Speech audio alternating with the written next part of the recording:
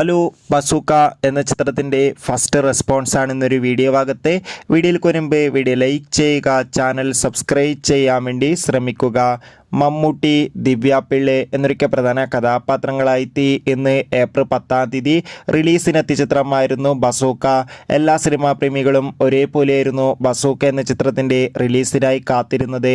Bazooka എന്ന ചിത്രത്തിൻ്റെ ആദ്യ ഷോ രാവിലെ കൃത്യം 9 മണിക്ക് തന്നെ കേരളത്തിലെ വിവിധ തിയേറ്ററുകളിൽ ആരംഭിച്ചിട്ടുണ്ടായിരുന്നു. ഇപ്പോൾ ചിത്രത്തിൻ്റെ ആദ്യ റെസ്പോൺസൊക്കെ പുറത്തുവന്നിരിക്കുകയാണ്. ചിത്രത്തിൻ്റെ ആദ്യ ഷോ കഴിയുമ്പോൾ തന്നെ ചിത്രത്തിന് മികച്ച പോസിറ്റീവ് റെസ്പോൺസാണ് വന്നുകൊണ്ടിരിക്കുന്നത്.